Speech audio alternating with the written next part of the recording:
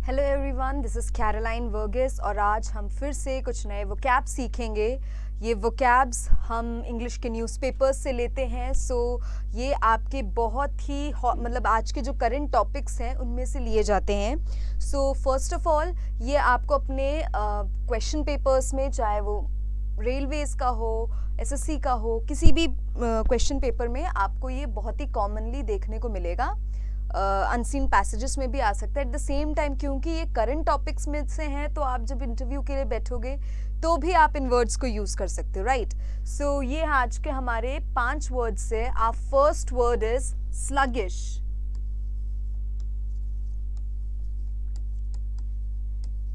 Sluggish का मतलब है आलसी, जिसको हम हिंदी में आलसी बोलते हैं, उसको इंग्लिश में स्लगिश बोलते हैं। आलसी होना मतलब स्लगिश जो बहुत लेजी सा हो, काम ना करने में इंटरेस्टेड हो, हर टाइम सोना या आराम करना हो, एक्टिव ना हो, उसको हम स्लगिश बोलते हैं। स्लगिश के हमारे सिनोनिम्स क्या क्या होंगे? स्लगिश के सिनोनिम्स है, पहला स्लो, दूसरा लेजी,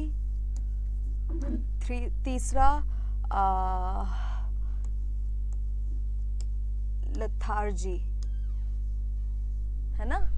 पहला है हमारा स्लो, लेजी एंड लेथार्जी, ये हमारे हैं सिनोनिम्स, जिसमें से लेथार्जी एक बहुत ही कॉमन नहीं है, लेकिन लोग जानते हैं इसका मतलब, पर हम यूज़ नहीं करते जब जल्दी अपने सेंटेंसेस में। तो ये था हमारा सिनोनिम्स ऑफ स्लगिश।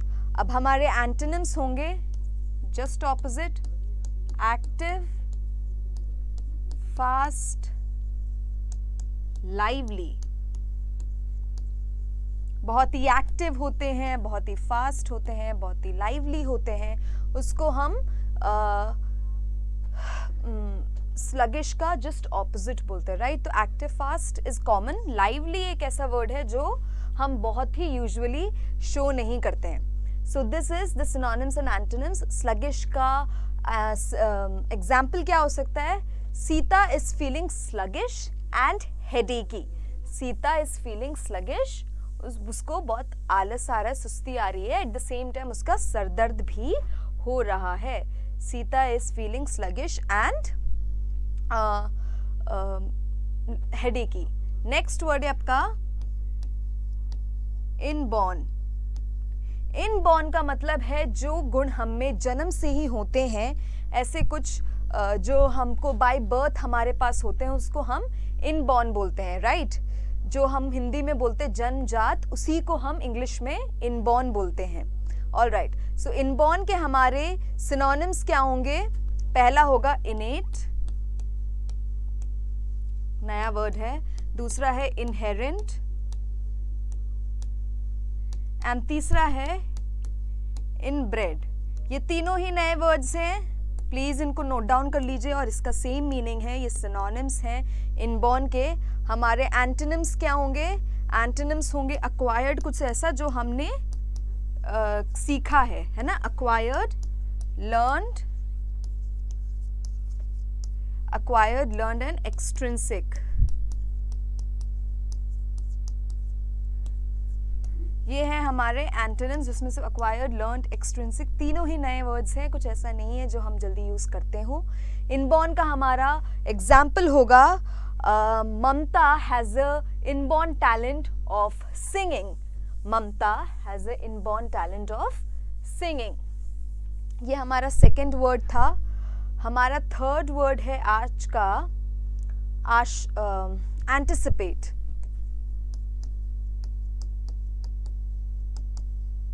एंटिसिपेट क्या होता है? एंटिसिपेट को हम हिंदी में बोलते हैं आशा, है ना। एंटिसिपेट को हम हिंदी में बोलते हैं आशा, जिसमें हम कुछ एक्सपेक्ट कर रहे होते हैं, उसको हम हिंदी में बोलते हैं, इंग्लिश में बोलते हैं एंटिसिपेशन। अब इसका हम सिनोनिम्स, पहला सिनोनिम बता दिया एक्सपेक्ट, दूसरा अवेट, तीसरा फोरसी। ये हमारे आज के सिनोनिम्स हैं, expect, await and foresee. Antonyms क्या होंगे? एंटोनिम्स होंगे जस्ट ऑपोजिट, unready, amazed, और foresee का just opposite unforeseen, है ना। ये हमारे एंटोनिम्स हैं। ये भी अनफोर्सीन, अमेज्ड हम यूजुअली यूज नहीं करते हैं, राइट। तो ये है हमारे एंटिसिपेशन के एंटोनिम्स एंड सिनोनिम्स। अब इसका एग्जाम्पल क्या होगा? We are anticipating a new policy, we are hoping for a new policy, है ना। अब फोर्थ वर्ड क्या है?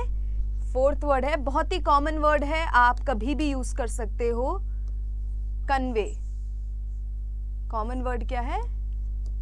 कन्वे। कन्वे का मतलब है कोई भी चीज पहुंचाना या कोई भी चीज किसी तक पहुंचाना। बातें यूजुअली होती है, उन्हीं को हम कन्वे बोलते हैं। और हमारे कन्वे के सिनोनिम्स होंगे कैरी, ट्रांसपोर्ट एंड ट्रांसफर। ये हमारे सिनोनिम्स हैं जो बहुत ही कॉमन है, राइट। बहुत कॉमन सिनोनिम्स है, हम सब ये यूज करते हैं। अब एंटोनिम्स, पहली बात सिनोनिम्स ये तीन हैं, ये तीनों बहुत ही कॉमनली यूज्ड है, हमको इसके मतलब पता है। अब एंटोनिम्स क्या होंगे? एंटोनिम्स होंगे मेंटेन, एडमिट, बेग। ये हमारे एंटोनिम्स हैं। अब इसका एग्जाम्पल होगा, please convey my messages to Rahul. Please convey my messages to Rahul. ये है हमारे सिनोनिम्स, सॉरी एग्जाम्पल। हमारा जो लास्ट वर्ड है वो है हमारा प्रीडायलेक्शन। प्रीडायलेक्शन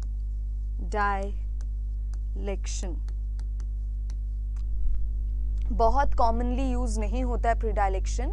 प्रीडायलेक्शन का मतलब है जब आप किसी को बहुत ज़्यादा पसंद करते हो और उसके लिए आप कुछ करते हो, है ना, कि आप अपना सेंसेस यूज करके नहीं, बट आप अपने इमोशंस में आके जब आप किसी के लिए कुछ करते हो तो उसको हम बोलते हैं प्रीडायलेक्शन। अब सिनोनिम्स क्या होंगे? सिनोनिम्स होंगे inclination, second synonym partiality, third synonym preference. इसमें से inclination and partiality new words तो नहीं बोलूंगी, लेकिन हाँ हम जल्दी से यूज नहीं करते हैं। ऑलराइट, सो इंक्लिनेशन, पार्शियलिटी। अब हमारे एंटोनिम्स क्या होंगे? एंटोनिम्स होंगे हमारे डिसलाइक, एवर्जन। एवर्जन हम बाद में सीखेंगे एवर्जन क्या होता है। And third allergy. कोई भी ऐसी चीज जिसको हम पसंद नहीं करते हैं तो हम उसको बोलते हैं, aversion is a new word, allergy is a new word, उसको हम बोलते हैं वो प्रीडायलेक्शन के ऑपोजिट हो जाते हैं। अब इसका एग्जाम्पल होगा, come up with any name. Isha has a predilection for studies. Isha has a predilection for studies. Oho, okay. तो ये थे आज के हमारे words. God knows what happened. Yeah, ये थे आज के हमारे words.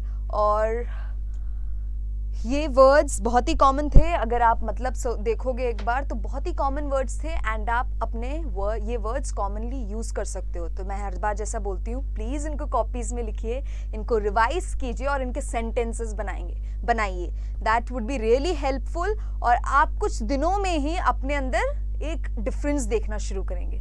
Thank you so much.